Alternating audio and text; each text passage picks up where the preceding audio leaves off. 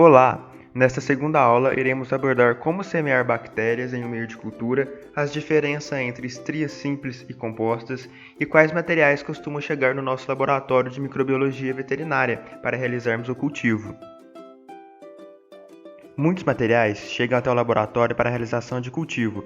Entre eles, podemos citar amostras de leite, fezes, sangue, suave de conduto auditivo ou de lesões de pele, urina, líquor, fluidos corporais em geral, entre outros.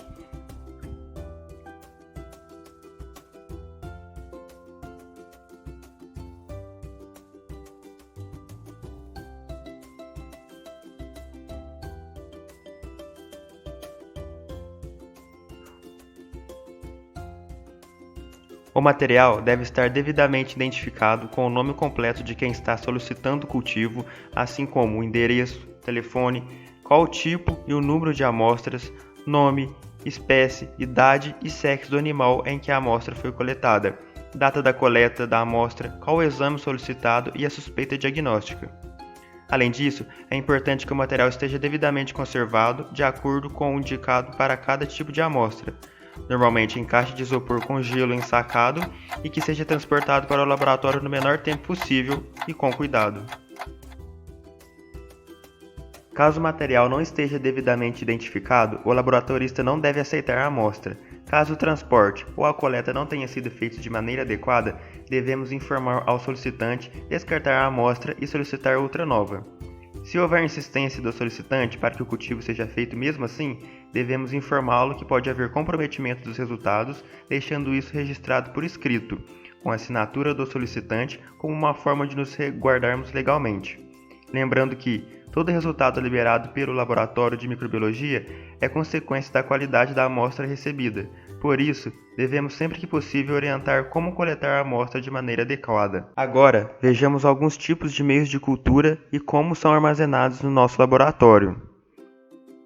Meios de cultura são insumos preparados em laboratório que fornecem os nutrientes para o crescimento e desenvolvimento de micro-organismos, como bactérias e fungos, fora do seu habitat natural, podendo também impedir o crescimento de outros micro-organismos indesejáveis de acordo com o tipo de meio. Eles podem ser líquidos, sólidos, quimicamente definidos, complexos, enriquecidos, seletivos e diferenciais. Um tipo muito utilizado na nossa rotina é o meio sólido, principalmente o agar-sangue, no qual inoculamos a amostra recebida por meio da semeadura em estrias, que podem ser simples ou compostas. Após a preparação do meio seguindo as instruções da embalagem, eles são devidamente fechados e autoclavados.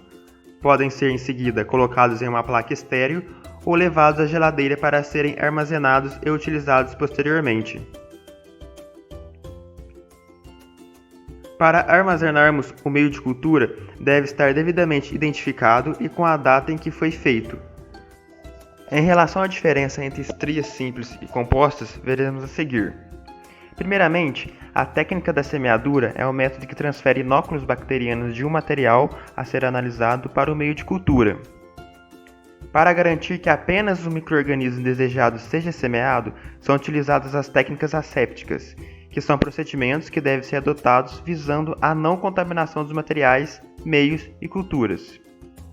A estria simples é realizada através da transferência, com o auxílio de uma alça de platina, de um pouco da amostra ou cultura para a placa com meio sólido, realizando movimentos em zigue-zague o mais próximo possível um do outro até o final da placa, como representado na figura. O objetivo principal desta técnica seria a visualização de determinadas propriedades metabólicas, como a produção de enzimas hidrolíticas e produção de pigmentos.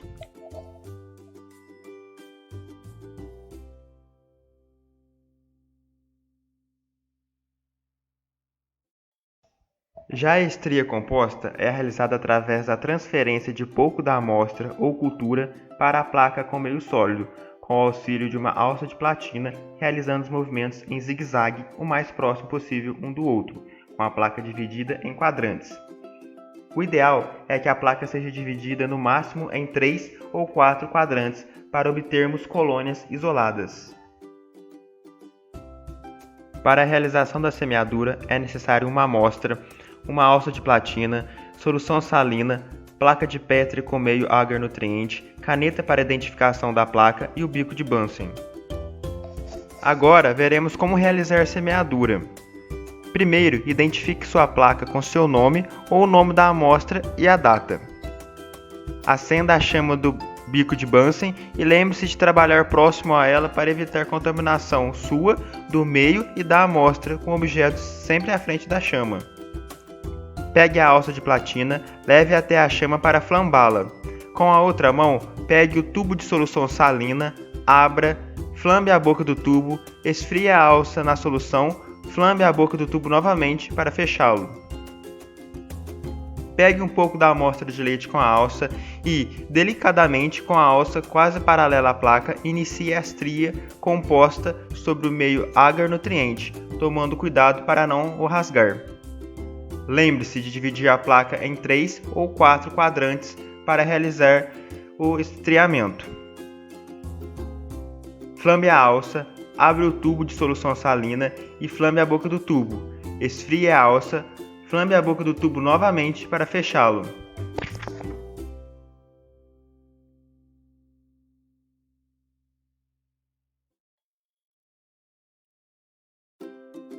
Feito isso, leve a placa até uma estufa de cultivo e coloque-a com a tampa virada para baixo, aguardando no mínimo 24 horas para o crescimento dos micro-organismos.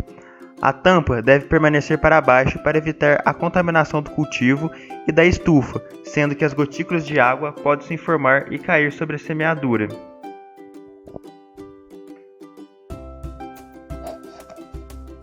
Após a semeadura e crescimento, podemos ver as colônias como nestes exemplos, sendo que cada tipo de micro-organismo possui uma características distintas em relação à formação de colônias. Vejam, por exemplo, como é diferente uma colônia de fungos e uma colônia de bactérias. Por fim, após o crescimento, podemos isolar determinada bactéria para semeá-la em outra placa, assim só ela irá crescer.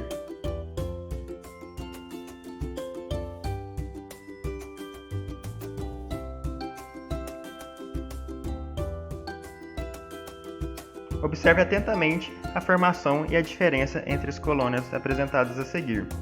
Até mais, pessoal!